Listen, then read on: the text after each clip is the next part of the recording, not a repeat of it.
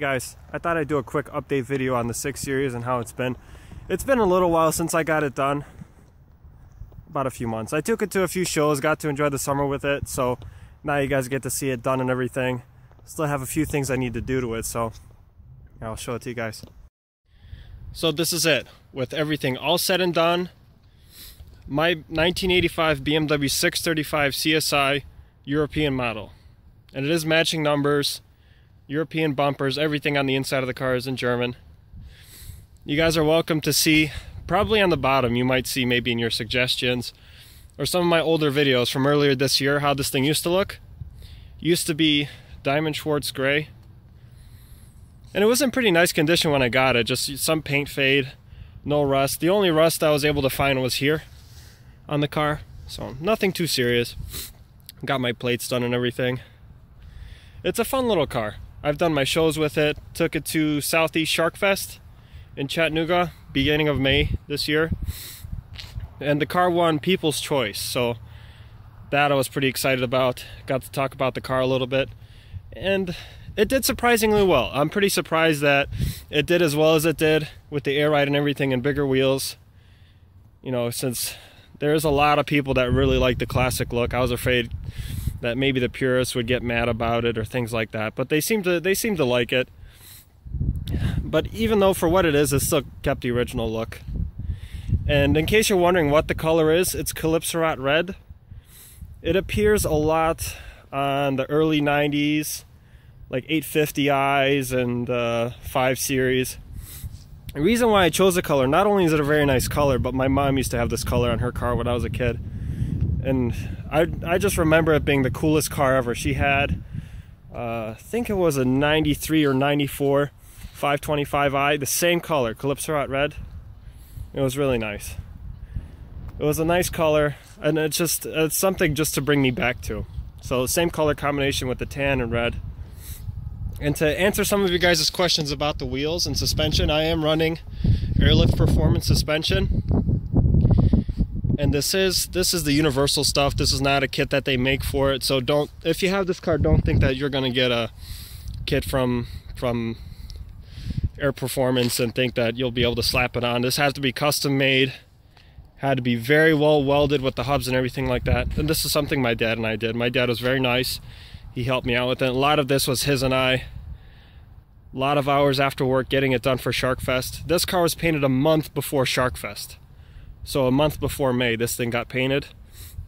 And when I got there, people were saying that it smelled like fresh paint, which doesn't surprise me because it was just painted. But it turned out very nice. Sourcing the parts were definitely very difficult. I had to get a lot of the chrome. The headlights are from an E34 M5. Got the projector beams in them, which I really like. Yeah, but like I said, sourcing the parts was really difficult. Having to get all the chrome, a lot of the moldings, a lot of parts had to be imported from Germany. It was definitely very difficult. But for the overall outcome, I'm very happy about it. It's got the Billy Boat exhaust, all stainless steel. The trimming came out phenomenal, all the chrome and everything. I mean, it's as perfect as this car could get. It's got a little bit of fade on the chrome in some places, like here, but that's original to the car. I only replaced these side pieces, but it's very nice. I went with the 2K primer on it, blocked it, sanded it, and this car is perfectly straight. And yes, this car did come from Connecticut. It is rust-free car. And when I mean rust-free, it's as rust-free as these get. Some really bad ones, rocker panels gone, wheel arches gone, the spots around the taillights all rotted out. I've had an 83 that was in that condition, and that was a Midwest car. But this one did come from Connecticut. I did get in contact with the original owner.